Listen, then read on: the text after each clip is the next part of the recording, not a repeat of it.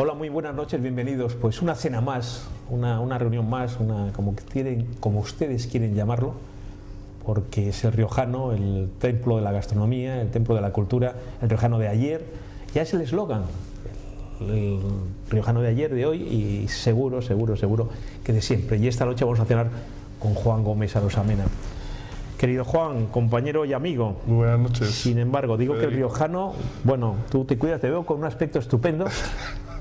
Que es verdad. Que es buen amigo. Tú no puedes llamar venir aquí a cenar a los amigos. No. Tienes que llamar a los enemigos. De todas formas, como somos periodistas de la vieja época, nos vemos por la noche, pero te veo menos. Nos vemos menos últimamente. Salgo, Sales menos, por la ¿no? noche salgo muy poco, sí. Juan, que soy yo. Venga, no me líes. Bueno, Que porque- ha salido mucho. Bueno, salimos menos los dos. Salgo menos, ¿no? No, te cuidas Aparte bastante. que ya el periodismo ya no se hace de noche, No se como hace, hace y años, como ¿te hace. acuerdas? Ahora hablaremos. Oye, que no, bueno, que Es que te el cuidas periodismo- mucho, cenas poco y eso, te... No, yo no salgo por las Normal. noches, no. Yo suelo estar en casa a las 8 de la noche. Vale, anda, vale. Y vamos a ver, ¿cómo ves el ambiente social, político, económico de la capital del Cantabria? Que tú has nacido en Torrelavega, pero ya has visto por aquí, bueno, y la segunda capital de Cantabria, pero ahora que estás por aquí, además somos vecinos, ¿cómo ves esta ciudad, querido ¿Santander? Juan? Sí. Bueno, es una pregunta que tiene muchas aristas. Por ¿eh? eso. ¿Tú crees No sé. como en tu columna, titulares? Ya. Hombre, lo que está debajo de todo esto y lo que está latente y lo que nos afecta a todos de una manera increíble es la crisis que hay, ¿no? Pasa que hablar de la crisis 8 años después de que surgiera y con los costes que está teniendo y que ha tenido, pues hablar cualquier cosa positiva parece que no estás en la realidad. Y es cierto, ¿no? Hay gente que lo está pasando mal, muchas empresas han cerrado, no se está viviendo como se vivía antes, ni creo además que se volverá a vivir igual que lo teníamos antes concebido, ¿no? De esa manera. Santander yo la veo dentro de toda esta crisis general que ha habido en este país, pues que ha sobrevivido como ha podido. Quiero decir, naturalmente tiene sus parados, naturalmente tiene sus familias que lo están pasando mal, pero no se notan tanto como en otras ciudades de España, de la misma categoría o de la misma población, ¿no? Santander quizá tiene esa virtud, ¿no? Cuando llegó la crisis llegó mucho más tarde de cuando tenía que haber llegado, que llegó primero en otros lugares, y seguramente saldrá más tarde, pero se ha mantenido en un nivel medio que yo creo que ha sido bueno para la mayoría de los que vivimos aquí. Es decir, aquí la crisis no ha enseñado los dientes con la crueldad que vemos en las televisiones y los periódicos en otras ciudades, ¿no? Y ha aprovechado además este tiempo, o han sabido hacer, quienes lo hayan hecho, han sabido hacer el transformar poco a poco la ciudad en estos últimos 8 años en otra ciudad distinta, ¿no? Están apareciendo cosas que jamás hubiéramos soñado tenerlas. Hay proyectos en marcha, no promesas, sino proyectos que se están viendo día a día que salen para convertir a esta ciudad en lo que siempre tuvo que ser, ¿no? Es una gran esperanza cultural del norte de España, no tener siempre esa referencia de San Sebastián, y yo creo que lo está Y consiguiendo. Bilbao también ahora.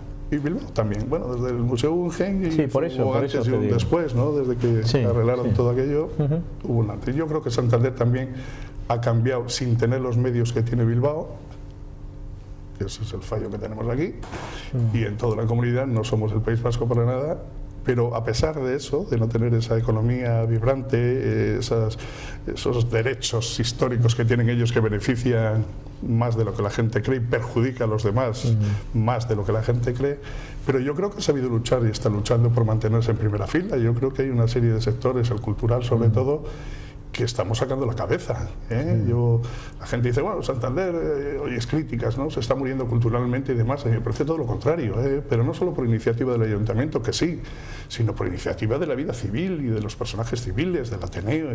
Yo creo que durante muchos años esas instituciones han existido, han hecho todo lo que han podido, ahí están durante decenas de años, y yo creo que ahora que se les ve, hay vida en las calles, hay vida, hablo cultural, me refiero. Sí, sí. Ya la gente dice, no, Santander se está muriendo, ya no se toman gravas, ya no hay pandillas tomando blancos, ya no hay... Bueno, claro, es que habrá cosas, modos de vida que van a la extinción, ¿no? Que para muchos será menos mal que nos dedicamos a otra cosa. Y yo creo que Santander en eso está en el buen camino, ¿eh? Yo creo que hay un antes y un después del Santander de los últimos 20 años hacia acá, ¿eh? Yo Juan Gómez Arosamena, aparte de compañero, es amigo mío, y yo podía, porque yo soy muy foralista y en lo que ha dicho pues yo no estoy muy de acuerdo, pero vamos a hablar de otras cosas y habrá tiempo de comentar. Pero sí tengo que decirte, querido Juan, que la semana pasada, aquí mismo en el Riojano, cené con el director de Montañés, tú estás en el Mundo, y él me hablaba, te digo por lo que ha dicho, porque él daba, y no quiero hablar de elecciones, pero sí el dato de Santander, él daba por ejemplo mayoría absoluta al PP, al Partido Popular en Santander, decía que lo de la región es más complicado. ¿Tú cómo ves, así que también que eres muy buen analista político, cómo ves? No que me hagas dos titulares de cómo ven las próximas elecciones pues antes, en Santander y en la región. Digo que yo soy nada foralista, es decir, yo sí, no, por eso, no, pero digo que yo sí, no yo tiene sí, que haber vale, fueros, yo sé, será, en fin, no, pues parece que tengo una foto en casa de Zumalacárregui, pero bueno, yo sí, pero bueno, digo que ya hablaremos en un momento. Las tradiciones que sí, hombre, de cada que sí, uno, vale, ¿no? pues ya está. Pero sí, lo pero que lo he dicho, pero bueno, vale, pero que te digo que se puede discutir. O sea, pero que bueno, cuéntame. Que no siga por ahí, quiero decir que no siga por ahí. No siga ya por ahí. Venga, pero que te estoy preguntando. Pues yo creo que de las mayorías absolutas... Lo daba José Miguel de Santa María, lo hablaba Roberto Macho Quevedo, que como siempre está con la cámara, se acordará, pues lo dijo el jueves pasado, perdón, el miércoles pasado cenando aquí. Nos lo dijo a Roberto y a mí.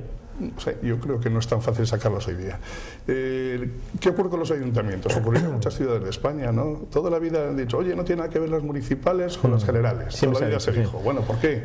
Las generales son listas cerradas, son partidos, son, oye, mi padre lo era, mi abuelo era, mi tatarabuelo, eso tan característico, tan español, ¿no? Oye, yo soy rojo porque mi padre era rojo, yo soy nacional porque mi padre era nacional, y mi abuelo y tal. Yo creo que las elecciones municipales son otra cosa. Se votan a la persona y se votan a una gestión contrastada o no. Yo creo, o al menos así debieran de ser, ¿no? Es el primer voto, el más cercano, el que casi le metes en el bolsillo de aquel personaje al que quieres votar. No está tan lejos, es decir, tú vas a votar el día 24 por la mañana domingo y te encontrarás al que quiere ser alcalde de este partido, del otro, los conoces, has tomado un vino con ellos, de todos los partidos, es decir, bueno, menos de algunos que no conocemos, si quieres hablamos luego de ellos, pero se les conoce. Es decir, yo aplicar el reglamento general de que las mayorías absolutas han acabado al particular voto municipal, yo creo que primero que sería un error y segundo que eso no entra dentro de las necesidades de un municipio, ¿no? Yo voto a un municipio, a un señor que me haya demostrado su capacidad de gestión o me haya convencido o le haya visto y haya visto lo que ha hecho, o aquellos que se presentan con unas ideas que me pueden convencer más o menos en comparación con los que están. Es decir, con eso que se refleje todo lo que está ocurriendo a nivel nacional. En la municipal naturalmente tendrá su importancia, naturalmente tendrá su puntito, naturalmente el Partido Popular en el Ayuntamiento de Santander perderá votos, que duda cabe, porque hay una inercia. Y si antes hay unos dudosos, pues esa gente dirá, no, del Partido Popular ni me hables, por lo que sea. No se plantan o paran a pensar, decir, oye, ¿cómo está esta ciudad? ¿Cómo estaba? ¿Cómo está? ¿Cómo puede llegar a estar? O puede estar de acuerdo o no con las cosas que se han hecho, pero no puede estar en contra de todo lo que se ha hecho cuando se valora dentro y fuera de esta ciudad. Quiere decir, hay gentes fuera que no digo que estén más preparadas o menos, pero que sí que tienen cierta visión, ¿no?, del aspecto cultural, por ejemplo, para valorarlas y las valoran, ¿no? Por eso yo creo, partiendo de la base que la mayoría absoluta, es que hoy día la mayoría absoluta es, no sé cómo decir, pero yo creo que el respaldo que tendrá el actual presidente y candidato del Partido Popular, Íñigo de la Serna, yo creo que está avalado por lo que lleva haciendo en 2 legislaturas. Pero es mi opinión. Sí, sí. ¿Cuánto tiempo llevas en el mundo escribiendo? Pues desde que nació, llevo 7 años. 7 años. ¿No? Usted lo sabe porque Juan tiene una magnífica, y además lo recomiendo vivamente porque es magnífica, los sábados. Los viernes. Los viernes, sí, viernes. Pero también pueden leerlo los sábados. Sí, no, yo lo leo los sábados, pero vamos. Ese es viernes. Porque el viernes estoy con un amigo tuyo y mío, Claudio Acebo, en Onda Cantabria, y ando siempre un poco liado. Es una magnífica columna, magnífica columna. Pero mi pregunta, Juan, yo sé que te ha dado muchos disgustos y también muchas alegrías. Cuéntame algún disgusto y cuéntame alguna alegría de esa magnífica columna del Mundo. Los viernes, por supuesto. Yo soy suscriptor también del Mundo, que te lo digo. No porque hablé del diario Montañés la semana pasada, digo, yo soy suscriptor del Mundo, como nuestro director lo sabe, Félix Villalba. Disgustos. Pues yo soy columnista del Mundo y le compro todos los días. Sí, es decir, vale, pues yo soy hay que ayudar. suscriptor. Una manera de ayudar es, Sí, oye, sí, me gusta mucho el Mundo, voy y le compro. Bueno, ¿no? pues yo soy suscriptor, que no sé cuál es mejor. Yo soy suscriptor del Mundo. Me llega por la mañana, dime. Yo empecé con Felipe Villalba me llamó cuando empezó el Mundo, cuando iba a salir el Sí, lo recuerdo. Salió. Y le agradecí mucho la oportunidad, era un periódico nuevo, una expectativa nueva. Yo creo que Santander y Cantabria necesitaba un periódico como El Mundo, con las características del Mundo, con las características que traía del mundo nacional, y a nivel regional se necesitaba, ¿no? Y fue para mí, joder, pues me hizo una ilusión tremenda que me llamara. No me digas tacos aquí que estamos de joder, no sé qué, que te he oído, He dicho joder. Sí, has dicho joder y luego tengo problemas yo con Gervasio Portilla. Haz el favor de no decir un taco que no cenas, ¿eh? Bueno, pues, estás avisado, Juan, que te conozco. Bueno, pues no. Vale. A ver, venga, Juan. Total, que estoy encantado. Y desde los 7 años que lleva El Mundo, he escrito todos los viernes menos uno, que no pude escribir por una muerte de un familiar muy querido, como fue mi suegreta. Y no pude, porque coincidió. Porque yo escribo siempre la columna el último día, yo la escribo, no la escribo el domingo, el sábado, el lunes para el viernes, yo la escribo siempre el jueves. El jueves por la noche, por la tarde. El jueves por la tarde yo la escribo para aprovechar lo último que se haya podido decir. La columna se llama El Mirador y a mí me pidió Félix que escribiera lo que pensara. Indudablemente es una columna de opinión. No, jamás te han puesto un problema, ni una coma, te han quitado jamás. A mí no me han quitado nada. No, lo que lo firmo yo también, vamos, y es una ventaja en estos tiempos. Nunca. No, por eso te lo digo. Nunca. Juan, que no, yo la contraria, que te estoy diciendo lo mismo. Pero qué tío, porque te estoy diciendo que sí, que nunca te han quitado nada. No me han quitado nada. Por eso, bueno. Y estoy muy contento con ella. La verdad es que digo lo que... A ver los disgustos. Venga. He tenido algunos, sí. ¿Te cuenta alguno? ¿Y alguna alegría? ¿Pero cuenta algún disgusto? No, alegría, el mero placer de escribirla. A mí me dice que tienes una obsesión con una dirigente socialista. Con el pelo y no pelo y tal. Con la secretaria general, con Rosa Eva, con el pelo caracolado. Sí, eso me dice, que tienes una obsesión. La secretaria general que tienes una obsesión con esta Tezanos, no tengo señora. Ninguna obsesión. ¿Qué ocurre? Es una mujer que yo la conozco hace muchos años, ¿no? Desde Puente de San Miguel y bueno, mi familia desciende de ahí, de Vía Presente, a 1 kilómetro del ayuntamiento de Redocín. Y bueno, yo la he valorado, la he visto cómo ha ido creciendo dentro del partido y sus 8 años de legislatura que estuvo en el gobierno, que fue consejera de Educación, que por cierto era muy valorada entre todos los socialistas y demás.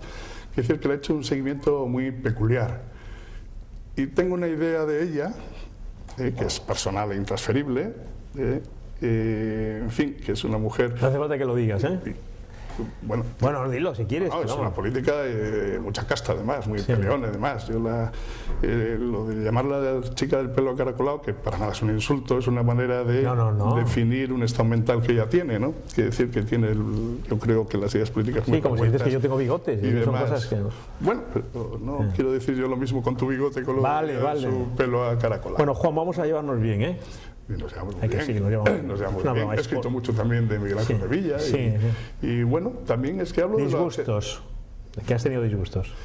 Sí, disgustos. A mí me para mucha gente por la calle, o bastantes de amigos o conocidos que leyeron tal o cual tribuna, no les pareció bien y descargaron sobre mí toda su ira personal. Y también al revés, ¿no? Supongo que alegrías, ¿no? De gente, oye, Juan, qué bien y tal, ¿no? ¿O no? Sí, pero esas no te duelen, y esas no se ven igual. Claro. Y nunca entendieron, yo no lo puedo entender. Yo soy un profesional, yo soy periodista, me encargan que escriba una columna de opinión, repito, de opinión, donde viene mi firma, y lo que digo es lo que pienso. Y lo que pienso trato de explicar lo mejor posible para que se me entienda, y al leerse que se entienda, ¿no? Y trato de que sea entretenida, nada más. ¿Qué ocurre? Que si yo pienso que determinado personaje en determinados momentos está haciendo ridículo, pues lo digo y trato de demostrar por qué. Amenaza no has tenido nunca, ¿no? Amenaza la he tenido solo de un personaje del PRC. Y entiendo por... ¿Amenaza de verdad? No, amenaza no, lo que pasa es que se le fue un poco la olla. Un día me vio ¿A raíz de una columna tuya en El Mundo? Sí, y me dijo que no ofendía a quien podía, sino a quien quería. Me sacó todos los proverbios y todos los dichos españoles. ¿No me vas a decir el nombre? No, para nada. Y que a veces leía... ¿Le conozco yo? Sí. Bueno. Vale, bueno, venga, cambio de... Tenía a veces, pero eso me lo dijo la Cera, y que a veces terminaba la columna de leerla, que también no sé por qué la lees, si oye no la leas, y la ventaja y la libertad de los periódicos es eso, tú puedes coger este periódico, comprar este o aquel, claro, y luego leer a este columnista, o no, ya sabes el nombre, te gustará o no te gustará, y no le des mayor importancia, que le entraban unas ganas enormes de irme a buscar y darme una paliza. Eso? Sí, pero se lo tomé tal cual, quiero decir, me daban unas ganas enormes de ir a buscarme y darme una paliza. ¿Y luego dicen a mí cosas de mi querida Colombia o qué? No, hombre, pero yo le agradezco mucho que se le pasaba con el hervor del café. Me imagino que después de la columna se le pasaba y luego ya andaba feliz, pero me vio un día por la calle. ¿Echaba brujo y eso al café o no? No lo sé. Pero eso no es una amenaza, quiere decir que tuvo el valor de plantarse delante de mí, según como lo tomes. Y decir, me dan unas ganas a veces de ir a si eso no es una amenaza.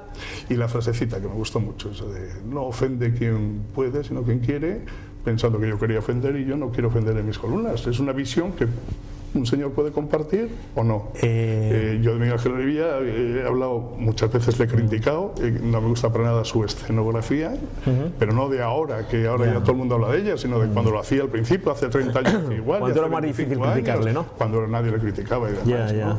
A mí me parece siempre un animal político porque lo es, pero que ha trabajado toda su vida para él y para sí mismo y para crear su propia imagen. Ha construido su minarete, que es el mismo, tiene el bigote ahí arriba.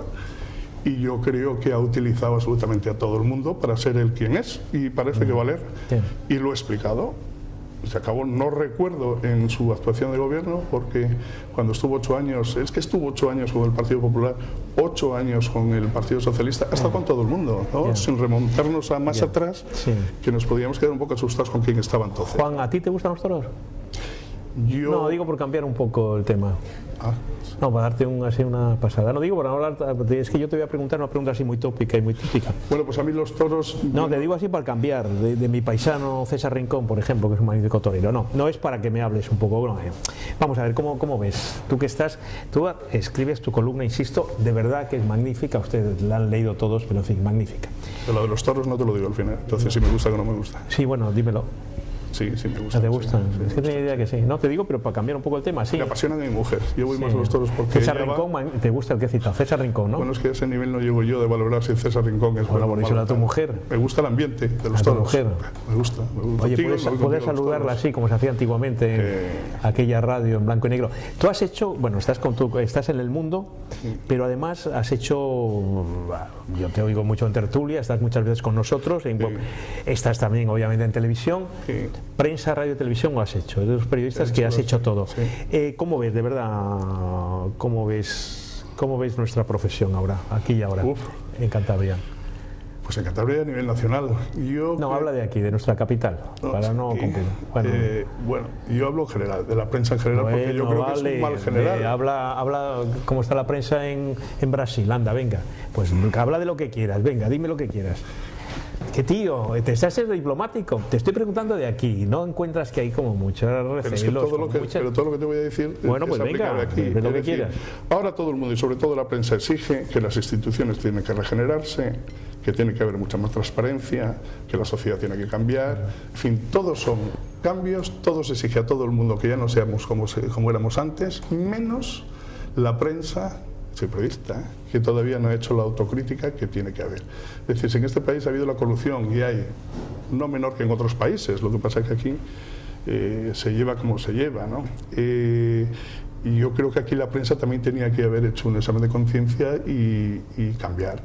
Los periodistas no somos todo lo buenos que creemos, la gente tiene que saberlo. Yo creo que los periódicos se han utilizado con banderías, pero muchísimas veces. O sea, es como los periodistas deportivos que dicen que tienen camiseta, ¿no? Unos van con la camiseta del Madrid, otros con la del Barcelona cuando hablan, ¿no? Y yo creo que la prensa ha caído mucho en eso a nivel nacional, ¿no? Yo creo que tenía que haber también una autocrítica grandísima y recordar que el periodismo es un oficio, que yo creo que es un oficio muy difícil, que yo creo que es un oficio vocacional, como el de médico, y que no es tan fácil. Es decir, utilizarlo como plataforma para otras cosas, que es como yo creo que se ha utilizado en muchos casos, pues no me parece del todo bien y creo que es injusto para los ciudadanos que nos leen. Creo que se abusa mucho de un derecho a la información, que hay que leerle más en los libros, todos están los límites, y yo creo que los periodistas, muchos, y me incluyo, nos hemos dejado llevar en esa guillotina pública que hay en todas las plazas hoy día, y mucha culpa yo creo que tiene la prensa. Me preocupa, pero te doy la razón, lo cual me preocupa coincidir contigo, pero te doy la razón. Más me preocupa a mí. Por eso te digo.